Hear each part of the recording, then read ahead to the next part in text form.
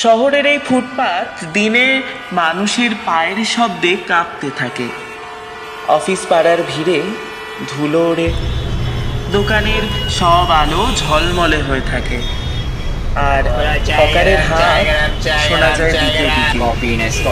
দিনের ব্যস্ততায় এই পথটা যেন নিজের অস্তিত্ব হারিয়ে ফেলে, কিন্তু রাত নামলেই একই ফুটপাত নীরবতার ভয়ে সাই সাই করে ওঠে।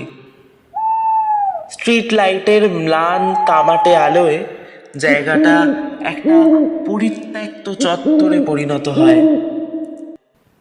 কুকুরেরা দল বেঁধে আশ্রয় খোঁজে, চায়ের দোকানের আগুন নিভে যায়, মানুষের শব্দ আস্তে আস্তে দূরে সরে যায়, আর সেই নীরবতার মাঝখানেই লোকনাথ বসে থাকে প্রতিদিন একই জায়গায় 10-10টা বছর ধরে। লোকনাথের দুই পা হাঁটুর নিচ থেকে নেই।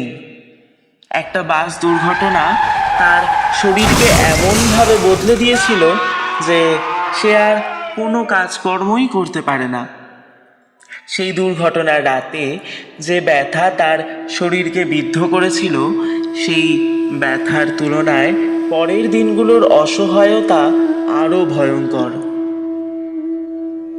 বহুদিন হাসপাতালের বিছানায় কাটানোর পর যখন সে ফুটপাতে ফিরে এলো, তখন পাশে ছিল তার একমাত্র ছোট্ট মেয়েটা টিয়া। বয়স তখন সবে মাত্র 5।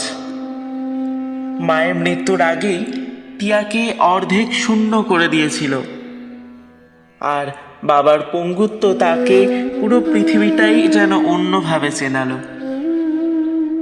তবু তারা একে অপরকে আঁকড়ে ধরে বেঁচেছিল। টিয়া সারাটা দিন একটা ভাঙা প্লাস্টিকের পুতুল নিয়ে খেলা করত। তার ছিল একটা ছোট্ট স্বপ্ন, লাল রঙের একটা জামা। লোকনাথ যখন সিগন্যালে বসে ভিক্ষা করত, তখনই শোরুমের কাচের ভেতর সাজানো পুতুলের লাল জামার দিকে তাকিয়ে টিয়া বলে উঠত, বাবা, আমায় বড় হয়ে ওই লাল জামাটা কিনে দিও, আমি বড় হয়ে ওই লাল জামাটা পরব। লোকনাথ হাসত, যদিও তার মনে হতো ওই লাল জামাটা যেন হাজার হাত দূরের কোনো স্বপ্ন। তবুও প্রতি রাতে সে মেয়েকে ঘুম পাড়াতে পাড়াতে বলতো, আর কটা দিন মা, বাবা ঠিক এনে দেবে। টিয়া যেন সেই কথাটাতেই খুশি হয়ে উঠত। বাবার ময়লা ফতুয়া জড়িয়ে ঘুমাতো, যেন সেই ফতুয়াই তার লাল স্বপ্নের প্রথম ধাপ। তবে জীবনের সবচেয়ে দুঃসহ রাতগুলো আসে কোনো যেন সতর্কতা ছাড়াই। গত মাসের এক রাত বৃষ্টি হচ্ছিল থেমে থেমে। প্লাস্টিকের ছাউনি বারবার উড়ে যাচ্ছিল, ফুটপাতের চট ভিজে ঠান্ডা হয়ে উঠেছিল। সেই রাতেই টিয়ার বিশাল জ্বর এলো ভয়াবহভাবে। শরীর যেন পুড়ে যাচ্ছিল, হাত পা কাঁপছিল। লোকনাথ নিজের পঙ্গু শরীর নিয়ে বারবার ছাউনিটা ঠিক করার চেষ্টা করছিলেও, কিন্তু বৃষ্টির দাপটে কিছুই ঠিকঠাক রাখা যায় না। টিয়া জ্বরের ঘোরে বাবার গায়ে মুখ গুঁজে বলছিল, বাবা, শীত করছে, আমাকে ওই লাল জামাটা পরিয়ে দেবে, ওটা খুব উষ্ণ। তার কণ্ঠে এমন আকুলতা ছিল যে সেই মুহূর্তে লোকনাথ নিজেকে আর মানুষ বলে মনেই করছিল না। মনে হচ্ছিল তার ভেতরকার সমস্ত শক্তি কেউ যেন টেনে নিয়ে গেছে। লোকনাথের পকেটে ছিল মাত্র 27 টাকা। ওষুধ আনার জন্য যা যথেষ্ট নয়, আর লাল জামা তো তার কাছে কোন দূরের স্বপ্ন। সে 2 হাত ভর দিয়ে উঠে কোনোভাবে মরে গেল। যাকে পেয়েছে তার হাতে পায়ে ধরে বলেছে ওই লাল জামাটা যাতে একটু কিনে দেয়। কেউ পাশ কাটিয়ে চলে গেছে, আর কেউ বিরক্তি দেখিয়ে বলেছে এই সব চালাকি চলবে না। কিন্তু কেউ একটা মিনিট থেমে শোনেনি যে তার মেয়ের অবস্থাটা কতটা খারাপ। এক মহিলা থামলেন, কিন্তু তার চোখে ছিল ক্লান্তি আর অবিশ্বাসের কাপড়। যেন সব ভিখারির কথাই একই রকম সাজানো গল্প। তাদের কেউ জানতো না টিয়ার নিঃশ্বাস তখন আগুনের মতো ওঠানামা করছে। শেষে এক ট্যাক্সিওয়ালা থামলো। সে কিছুই জিজ্ঞেস করেনি, শুধু বলেছিল চলুন হাসপাতালে নিয়ে যাই। সেই মানুষটা না থাকলে হয়তো লোকনাথ রাস্তাতেই জ্ঞান হারাতো। তারা হাসপাতালে পৌঁছালো ঠিকই, কিন্তু জীবন কখনো কখনো মিনিটেরও হিসাব চায় না। সেই মিনিটটাই ছিল না। ডাক্তার বেরিয়ে এসে যখন লোকনাথের মাথায় হাত রাখলেন, তখন সে অনুভব করলো তার নেই থাকা পাগুলো যেন আবার কেটে গেল। টিয়া চলে গেছে, আর কখনো ডাকবে না, কখনো লাল জামা চাইবে না। বৃষ্টির রাতটা যেন তার বুকের মাঝখান চিড়ে দিয়ে গেছে। এখন প্রায় দেখতে দেখতে 15টা দিন কেটে গেল। লোকনাথ এখনো সেই ফুটপাতেতেই বসে থাকে, শুধু তার হাতে যোগ হয়েছে একটা নতুন জিনিস, একটা ছোট্ট লাল রঙের ফ্রক। গত কয়েকদিন খাবার না খেয়ে ভিক্ষার টাকায় সে জামাটা কিনেছে।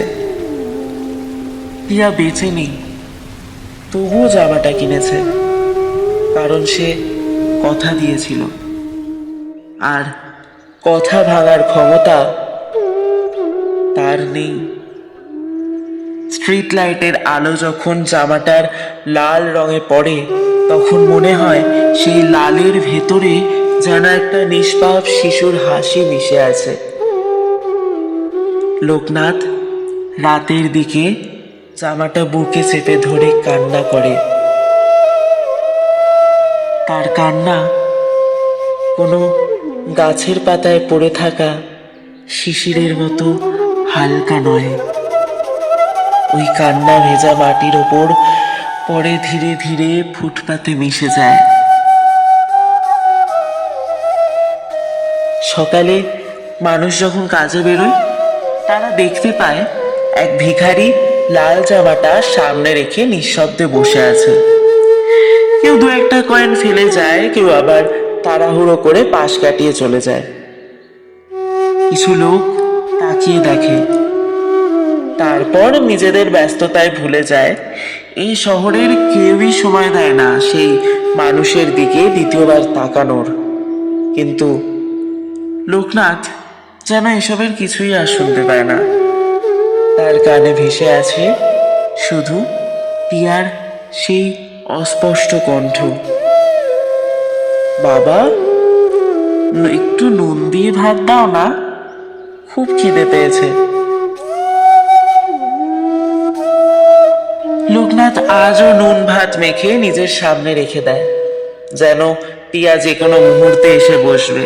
কিন্তু তার সামনে বসে শুধু কয়েকটা কুকুর।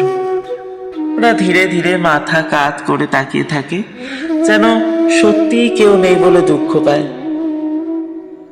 রাত নামলে ফুটপাতের অন্ধকার যেন আরো ভারী হয়ে ওঠে।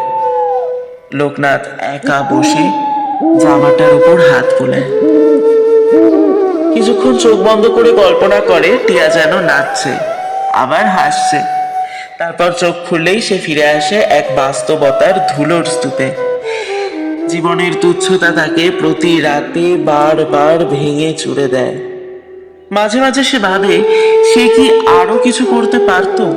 টাকা জমাতে না পারার ভয়, পা হারানোর ক্ষোভ, নিজের সীমাবদ্ধতা সব একসাথে তাকে ভেতর থেকে খেয়ে ফেলে। সন্ধ্যায় আকাশটা যখন লাল, তখন সে মনে করে ঈশ্বর যেন সমস্ত লাল রং কেড়ে নিয়ে ওই জামাটার মধ্যে ঢেলে দিয়েছেন।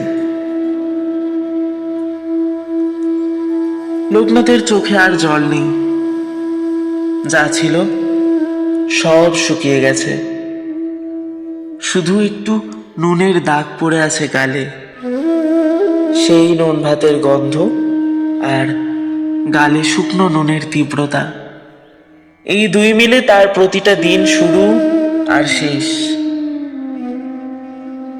মাঝে মাঝে সে ভাবে লাল জামাটা গঙ্গায় ভাসিয়ে দিই, যেন টিয়ার আত্মা শান্তি পায়, কিন্তু সে পারে না। মনে হয় টিয়ার শেষ নিঃশ্বাস ওই কাপড়ে লেগে আছে।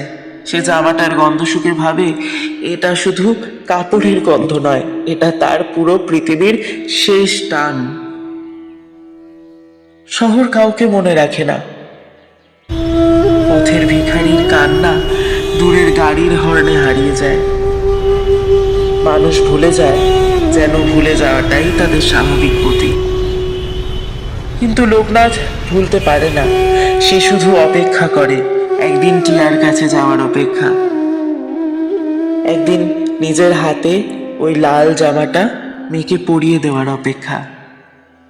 ততদিন পর্যন্ত এই লাল রং আর নোনা গন্ধই যেন তার পরিচয়, আর সেই পরিচয় তাকে প্রতিদিন একটু একটু করে ক্ষয় করে। সে জানে লাল রং শুধু সন্ধ্যার আকাশে নয়, গভীর বেদনারও হয়। তার শরীর আর মন আজ সেই লালেই ভরে, লালেই ভাঙে। লোকনাথ বেঁচে আছে ঠিকই, কিন্তু সে আর পুরোপুরি জীবিত নয়। ফুটপাতের ধুলো আর লাল জামার গন্ধ তার বাকি জীবনটা আটকে গেছে। এক ভোরে শহর জাগার আগেই লোকনাথের নিঃশ্বাস থেমে যায়। ফুটপাতের ধুলোয় সে তখনও বসেছিল, বুকের কাছে চেপে ধরা সেই লাল জামাটা। কেউ টের পায় না কখন তার চোখ বন্ধ হয়ে গেছে। সূর্য ওঠে, গাড়ির শব্দ বাড়ে, মানুষ কাজে বেরোয়। একজন পরিচ্ছন্নতা কর্মী এসে দেহটা সরিয়ে দেয় নিয়ম মাফিক। লাল জামাটা পড়ে থাকে একটু দূরে, কিছুক্ষণ বাতাসে দুলে, তারপর ধুলোয় মিশিয়ে যায়।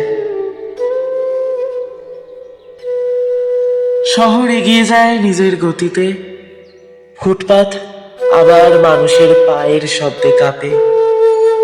শুধু কোথাও কোনো হিসেবের খাতায় লেখা থাকে না, এই শহরের কোণে এক বাবা আর এক মেয়ে, আর একটা লাল জামার স্বপ্ন একসাথে শেষ হয়ে গেছিল।